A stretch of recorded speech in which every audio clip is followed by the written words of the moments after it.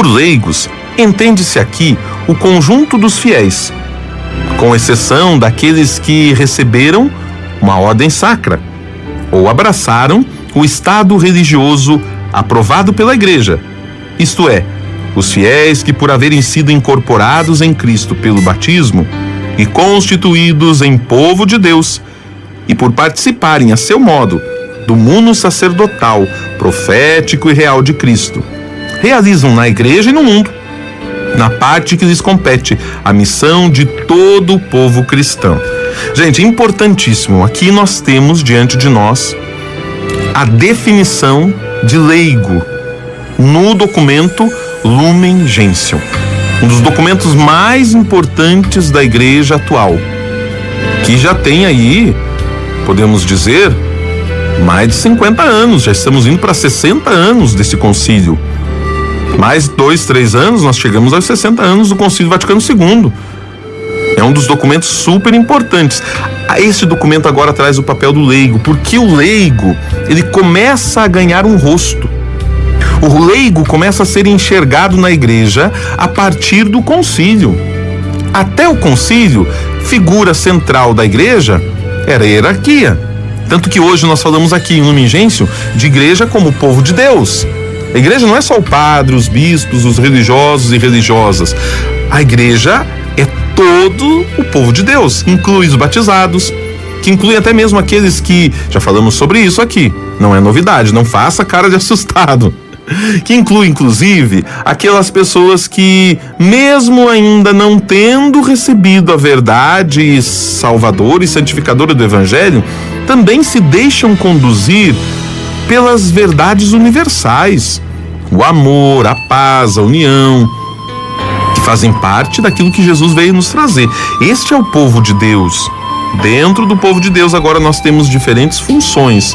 E é interessante porque até a palavra leigo, ela tem uma conotação negativa. Nós bem sabemos e tantas vezes já ouvimos falar que pessoas que dizem que leigo é aquele que não sabe as coisas. Você já ouviu isso também, né? Quantas vezes nós usamos essa palavra, né? Ah, eu sou leigo nesse assunto. Ah, você não se intrometa porque você é leigo. Eu sou especialista em tal assunto, mas no outro eu sou leigo.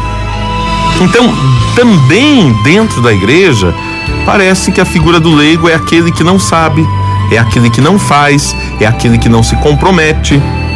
Na verdade, aqui o concílio vem nos trazer o que realmente significa ser leigo. Ser leigo é o conjunto dos fiéis, em exceção, aqueles que foram ordenados ou que estão num estado religioso aprovado. Eles são aqueles que, incorporados pelo batismo e constituídos então povo de Deus, porque participam do mundo sacerdotal, lembra? Ser sacerdote, profeta e rei. No dia do batizado, o padre unge a criança, o batizando, o catecúmeno, com um óleo do crisma, dizendo: tu te tornas sacerdote, profeta e rei.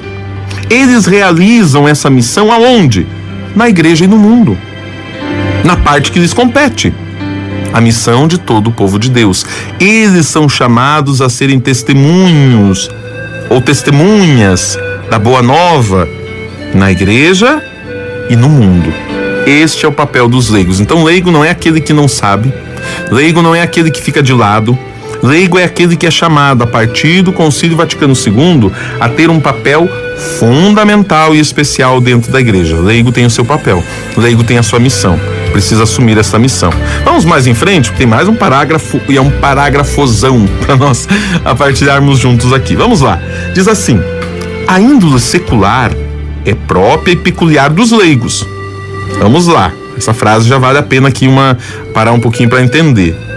Índole secular tem a ver com aquilo que está no século, no mundo corrente, com aquilo que não é sagrado, ou que caminha paralelo ao sagrado. É difícil, nós às vezes corremos alguns riscos aqui em tentar definir a palavra secular e de repente dizemos que secular é aquilo que não tem a ver com o sagrado, né?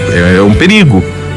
Na verdade, secular tem a ver com as coisas que estão no mundo, que estão presentes no mundo. É própria e peculiar dos leigos. Então existem funções que cabem aos leigos E não cabe aos clérigos. Vamos lá, padre, dá um exemplo. A vida política. Os padres devem conscientizar o povo, trabalhar o aspecto político, mas os padres mesmos não devem ser candidatos a nenhum cargo eletivo. Por quê? Porque não é essa a função do padre. Isso é uma missão que cabe ao leigo. É uma missão peculiar do leigo. Ah, padre, mas existem padres que já foram candidatos. Existem, temos vários que foram candidatos a prefeito, a vereador, a deputados. Nós sabemos desta realidade, mas é uma função que compete aos leigos. Vamos lá. Na verdade, os que receberam as ordens sacras, embora possam algumas vezes ocupar-se das coisas seculares, exercendo até uma profissão secular, em virtude da sua vocação, estão destinadas principal e diretamente ao sagrado ministério. Veja, isso que nós acabamos de falar aqui. Vão acontecer momentos em que os sacerdotes vão exercer profissões seculares. Por exemplo, fazer uma filmagem na igreja, cabe ao padre ou cabe aos leigos? Cabe a quem sabe filmar, principalmente. Mas o padre precisa saber filmar? O padre pode saber filmar, não tem problema nenhum. Mas existem coisas que só o padre pode fazer que o leigo não faz. Por exemplo, ungir um doente. O padre vai ungir o doente, um leigo não pode ungir um doente. O leigo pode visitar um doente, pode abençoar, pode visitar, pode rezar, pode abençoar, mas não pode ungir. É um papel que só cabe ao padre. Filmar, o padre pode? Pode. Mas de repente o padre não é especialista nisso, porque ele não teve tempo para se aperfeiçoar, porque ele tem outras funções. Então chama um leigo que sabe, chama alguém que sabe. O padre não precisa saber tudo, mas ele pode ter ao seu redor pessoas que sabem as coisas para lhe auxiliar na sua missão.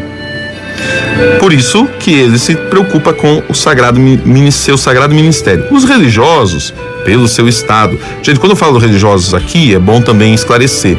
Nós estamos nos referindo aos freis, às freiras, aos fráteres, aos irmãos, às irmãs.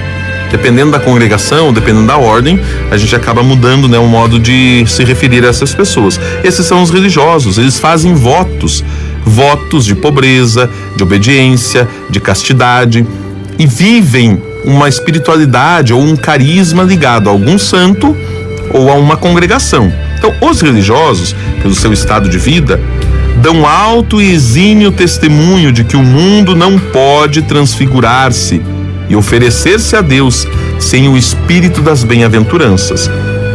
Então, veja, os religiosos vão dar testemunho ao mundo de que é necessário oferecer-se através das bem-aventuranças.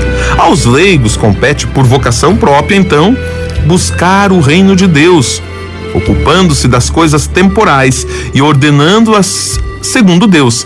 Vamos trazer aqui, por exemplo, dirigir uma empresa. Cabe a quem? Ao padre ou aos leigos? Cabe primariamente aos leigos. Por quê?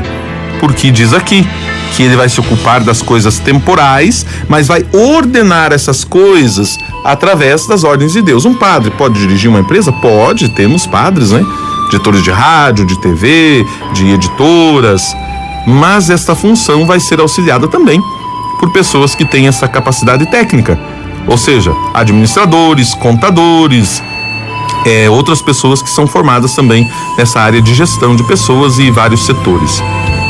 Os leigos, diz o Papa, vivem no mundo, isto é, no meio de todas e cada uma das atividades e profissões e nas circunstâncias ordinárias da vida familiar e social, as quais como que tecem a sua existência. Então veja, o leigo vai viver aonde? No mundo, diante das realidades das suas atividades, das suas profissões, também na questão da vida familiar, social. Isso cabe ao leigo, não é do padre, não é do religioso, não é da religiosa. Aí os chama Deus a contribuírem no interior a maneira de fermento para a santificação do mundo, por meio do cumprimento do próprio dever, guiados pelo Espírito evangélico. Veja só, quando um padre dá de comer a um pobre, o que as pessoas dizem? Tá vendo? O padre cumpriu o seu dever, ele estudou para isso, se formou para isso. Causaria espanto ao contrário, Um padre que não dá de comer uma pessoa que está faminta. Agora, quando um leigo se dispõe a realizar um gesto de solidariedade, de caridade, de amor, muitas vezes evangeliza mais do que o próprio padre, tendo uma atitude dessas. Por quê? Porque se o padre tem como obrigação, o leigo faz por escolha pessoal própria, por viver o seu batismo, por viver a sua missão no mundo. Esse é o papel também do leigo, se preocupar com estas questões. Então ele vai viver essas coisas no mundo, buscando a santificação do mundo, por meio do cumprimento do próprio dever, guiados pelo Espírito evangélico, e a manifestar em Cristo aos outros, antes de mais nada, com o testemunho da vida e o fulgor de sua fé, esperança e caridade. Eu lembro que antes de entrar para o seminário, eu fazia faculdade, estava envolvido no meio universitário, e as pessoas se admiravam muito por eu ser jovem e estar envolvido com a igreja. Porque, diziam, jovem tinha que estar na festa, jovem tinha que estar na balada, jovem tinha que estar fazendo isso e aquilo. Não, eu estava me dedicando às coisas de Deus, então chamava muita atenção. Depois, quando eu me tornei seminarista, já não chamava mais tanto atenção. Por quê? Olha, ele vai ser padre, então ele deve viver assim. Causaria espanto se vivesse ao contrário. E depois de padre, que eu ainda tive, inclusive, a oportunidade de voltar para a universidade como padre, da mesma forma, se espera isso de um padre. Então não se admira muito quando um padre faz uma boa ação ou vive os princípios evangélicos, né? Vamos lá. O Papa ainda diz assim, para encerrar agora este capítulo, este parágrafo. A eles compete muito especialmente esclarecer e ordenar todas as coisas temporais, com que estão intimamente comprometidos, de tal maneira que sempre se realizem segundo o Espírito de Cristo, desenvolvam-se e louvem o Criador e o Redentor. Vamos lá. Por exemplo, eu sou um advogado, trabalho e exerço a minha profissão diante das coisas temporais, que é a lei, que são os processos, que são os tribunais. Eu vou me envolver e me comprometer intimamente com essa minha profissão a partir do meu batismo, vivendo a minha fé e sendo cristão. Eu trouxe aqui o exemplo da advocacia, mas poderia aqui trazer qualquer outro exemplo de qualquer outra profissão. A que você exerce, você que está me ouvindo agora. Como viver este comprometimento com Cristo e a sua palavra, a partir da realidade do Evangelho, para que as outras pessoas busquem ser santos a partir do teu exemplo e que louvem e também glorifiquem o Criador e o nosso Redentor.